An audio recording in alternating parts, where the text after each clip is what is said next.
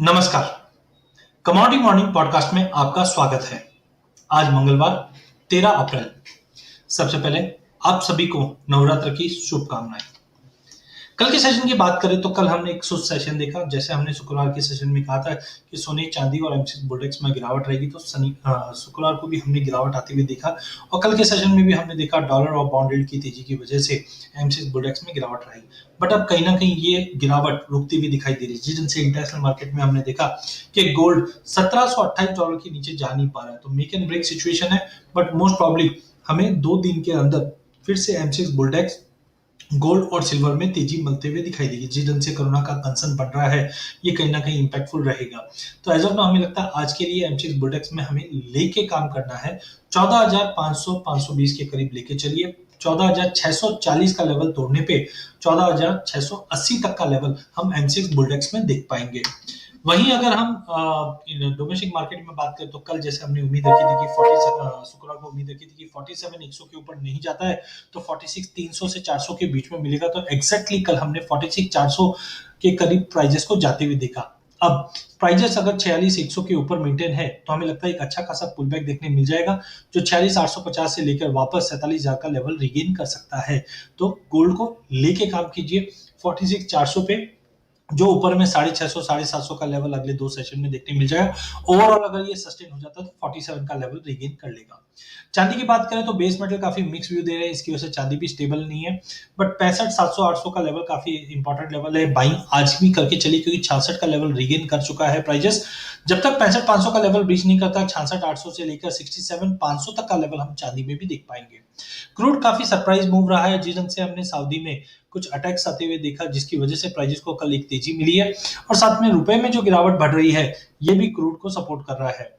As of now हो सकता है प्राइजेस ने जिस ढंग से 44,880 का लेवल तोड़ा है तो मे भी 45,50 से 45,60 का लेवल दिखा दे, बट सस्टेनेबल नहीं है। तो बेटर क्रूड में वेट एंड वॉच रखिए। एक जंप आ सकता है 45.20 से 45.50 का, उस जंप पे हम वापस रिव्यू करके बिकॉली कर सकते हैं, क्योंकि जिस ढंग से कोरोना के केसेस बढ़ रहे हैं, कहीं ना कहीं डिमांड पे ये इंपैक्ट करता हुआ दिखाई देगा। नेचुरल गैस में अच्छा खासा ब्रेकआउट है, 193 के ऊपर होल्ड होने पे 198 तक का टारगेट। ओवरऑल हमें लगता है कि मार्केट सीजनैलिटी के हिसाब से काफी तेजी में जा सकता है। 184 का पोजिशनल स्टॉप लॉस रहेगा, अपसाइड में 198 का लेवल तोड़ने पे 205 से 210 तक का भी लेवल अगले 15-20 दिन में दिखा सकता है। ये कमोडिटी में शॉर्ट ना करें। बेस मेटल की बात करें तो कल काफी मिला जुला ट्रेड था, जिस ढंग से हमने थोड़े कंसर्न्स देखे और चाइना के नंबर्स थोड़े से खराब आते हुए देखे, ये कहीं ना कहीं थोड़ा कंसर्निंग था, जिसमें हमने कॉपर में आधे % की गिरावट, जिंक में 2.5 से 3% की गिरावट, निकल में सबसे ज्यादा 3% की गिरावट आती हुई देखी, जबकि एल्यूमिनियम लोअर लेवल से वापस सुधरता हुआ दिखाई दिया फ्रेश बाइंग के चलते। वहीं एमसीएक्स मेटल इंडेक्स के अंदर भी हमने 0.2% की गिरावट आती हुई देखी। आज भी मार्केट साइडवे टू नेगेटिव रहेगा, बट दिन की गिरावट में हमें बिकवाली की जगह लेके काम करना चाहिए। धीरे धीरे प्राइसेस को सपोर्ट मिलता हुआ दिखाई देगा। इनफैक्ट आज अगर एलएमई की बात करें तो दिन के सेशन में दबाव था, जहां पे कॉपर, एल्यूमिनियम, लेड तीनों में हमने गिरावट आती हुई देखी, जबकि जिंक लोअर लेवल से सुधरने की कोशिश करा। तो आज के सेशन में जिंक हमें लगता है आउट परफॉर्मिंग ज्यादा कर सकता है। वहीं इंटरनेशनल की बात करें तो गोल्ड में हमने देखा कि 1730-31 के करीब ट्रेड कर रहा है। मार्केट जब तक 1728 के नीचे क्लोज नहीं देता है, पॉसिबल है हम 1745 तक का एक पुल बैक गोल्ड में आते हुए देख पाएंगे। जबकि चांदी में 2450 का लेवल ब्रीच नहीं करता तो 25-25-20 तक का एक पुल बैक हम चांदी में भी देख पाएंगे। डब्ल्यूटीआई क्रूड और ब्रेंट क्रूड में बाउंस जरूर है, बट $64 के ऊपर ब्रेंट जाता हुआ नहीं दिखाई दे रहा है, तो 64 तक के पुल बैक पे हम बिकवाली कर सकते हैं। वहीं नेचुरल गैस की अगर बात करें तो कल हमने लोअर रेंज पे थोड़ी सी बाइंग लौटती हुई देखी है। 2.6 के ऊपर निकलने पे 2.85 का टारगेट मिल सकता है। वहीं डॉलर इंडेक्स फिर से दबाव में आना चालू हो चुका है, जो 9220 के नीचे इस वक्त ट्रेड कर रहा है।